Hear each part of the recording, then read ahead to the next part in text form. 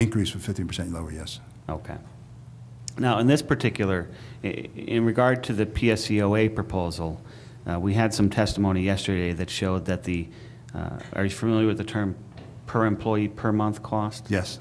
We had some testimony to show that the per employee per month cost was $913 with a yearly cost of $10,956. Okay.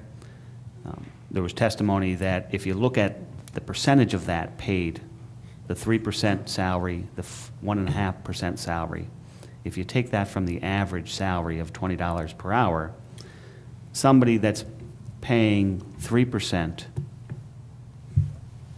somebody that's paying 3% of their salary is paying 11% of the per employee per year cost.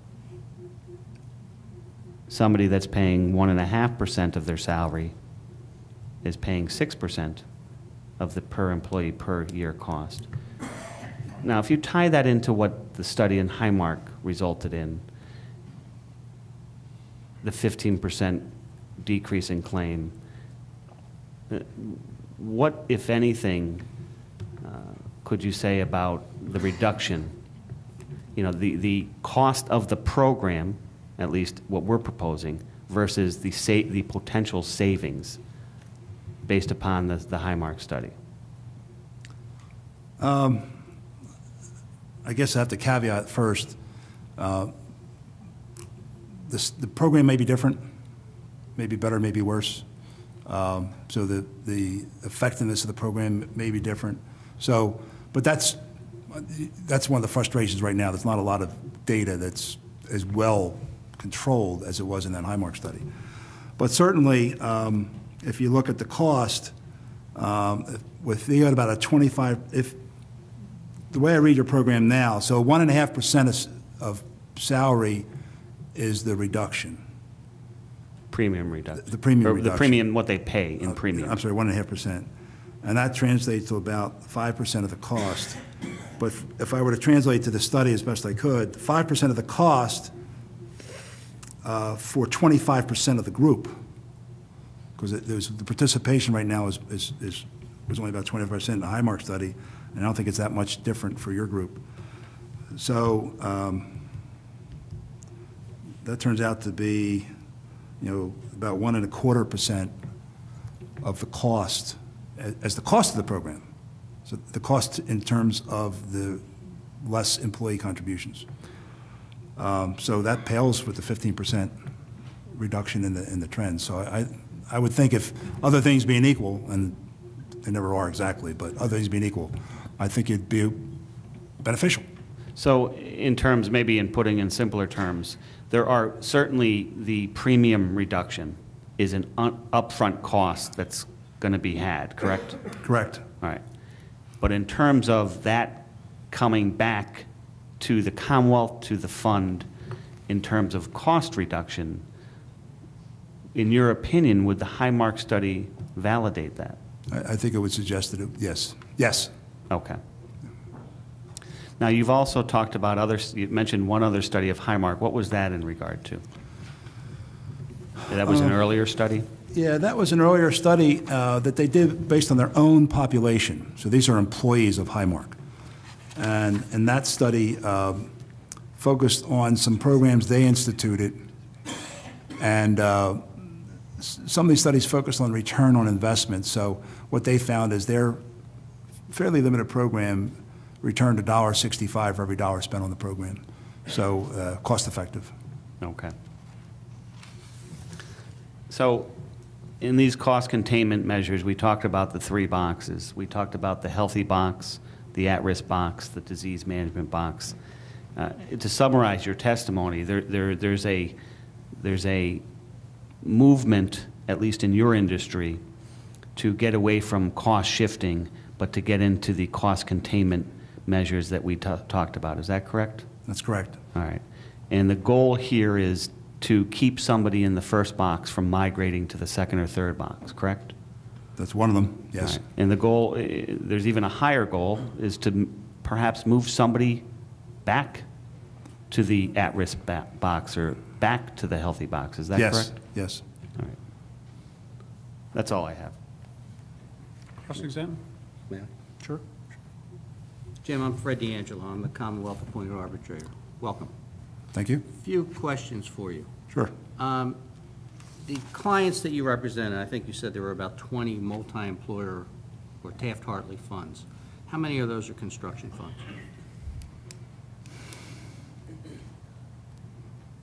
Most of them, I would say 13, 14 of them. And a construction fund is basically a single agreement that associations will sign with the trade union, or an employer that comes into an area agrees to be bound to while they're in the area. That's correct. Right. That's correct. As opposed to a multi-employer fund that might have 20 different employers with 20 different contracts that funnel into the fund. That's correct. Okay. And the way the trades negotiate with the employer association, they will negotiate a dollar amount per year. Might be $2 increase a year, it might be a $3 increase a year, it might be a 50-cent increase a year. And then each April, they will allocate that increase among wages, pension, welfare, annuity, et cetera. That's correct. That's correct. So to the extent that money is not needed for a welfare fund, it might go into the employee's pocket. Correct. So in some ways, you could say that the employee is truly paying for the cost of that fund. I think that's correct. Now,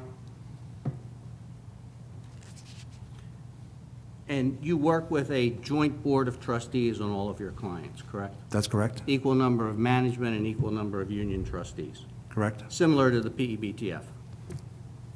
Correct. I should ask, are you familiar with PEBTF?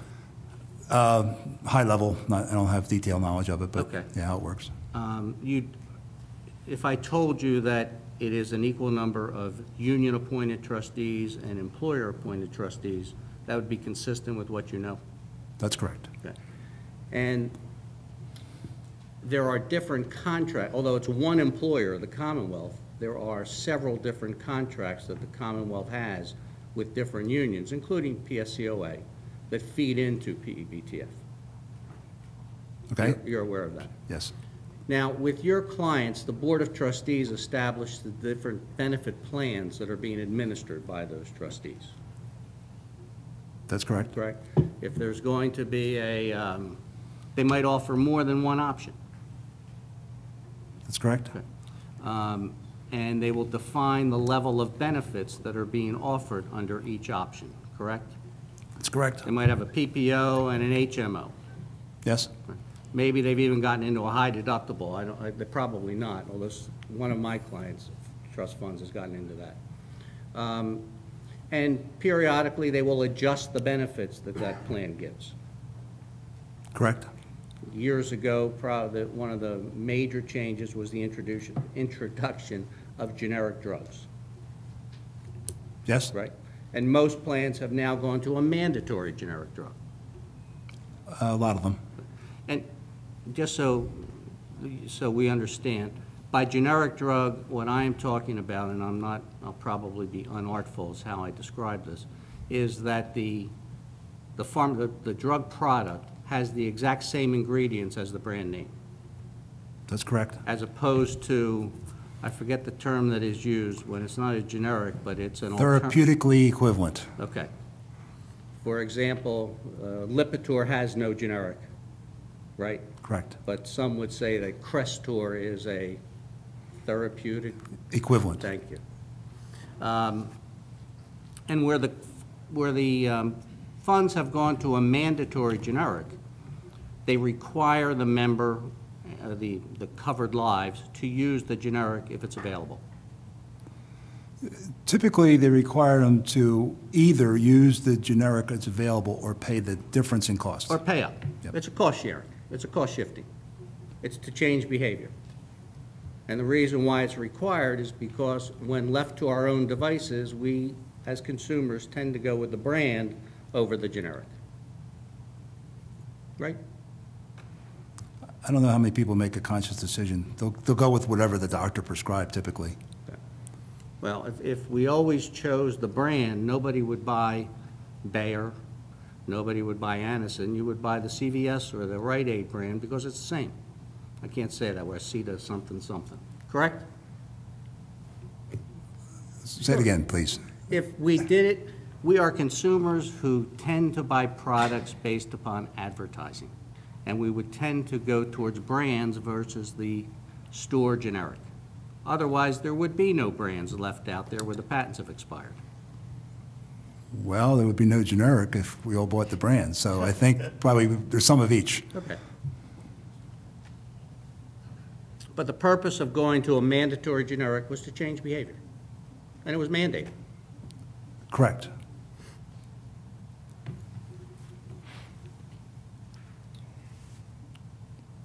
Now, those boards of trustees that you represent, or that are your clients, will periodically change what the co-pays are that you spend at the doctor's offices. Correct. They will periodically, they may or may not impose a deductible, correct? That's correct. But it is clear that it is the trustee function to define a uniform plan of benefits to offer to all the participants. And there may be alternate plans of benefits, but they are uniform to all participants. I think you just said two different things. Okay, They designed the plan, and there may be variations. You have a PPO and an HMO. Let's keep it simple. They may have two different plans, but within each plan, there are uniform benefits offered by that HMO to the participants, Correct, typically, yes. and a uniform PPO offered by that plan to the participants. Correct. They don't try to customize a plan for each employer that is contributing in. Typically not, certainly not in construction, because their employers are not, they're a moving target. Now, the wellness program that the PEBTF administers, and as I understand, and I agree with you, that wellness carries a whole range of definitions, and it would be impossible for us here today to try to come up with a uniform definition of wellness. Would you not agree? I would agree. The wellness program that the PEBTF administers over the entire fund has about a 65% participation rate. Would you agree that that's fairly high? Yes, I would. But yet in this unit, there's only a 43% participation rate, notwithstanding that the employee can get a 50% reduction in what they pay by participating. I can't confirm that percentage, but what's the question? Well, there is a significant financial benefit to participating in Get Healthy. Your contributions that the employee pays is halved. Correct. Okay. You have suggested that the Commonwealth and PEBTF should implement the PSCOA proposal, which would reduce that contribution even more Correct. to get more people to participate. Well, if people don't participate, then it doesn't reduce the contributions. Well, but the way, well, that's not entirely true, because they would have a target percent that if they got to that, no one would contribute anything. But let's assume that that's correct.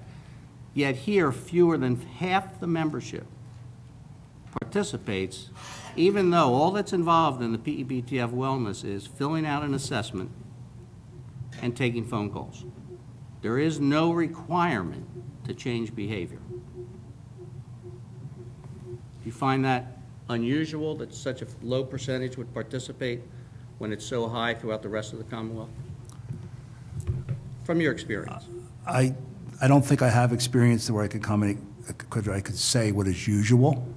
I don't know why those rates are there. I mean, why those rates are different. I don't know what culture issues are involved or what support it's gotten. I just don't have enough information. Okay, that's fair.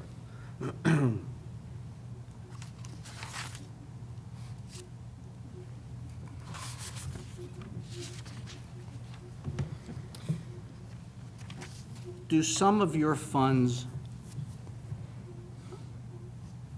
have they implemented a wellness or a get healthy program of some sort.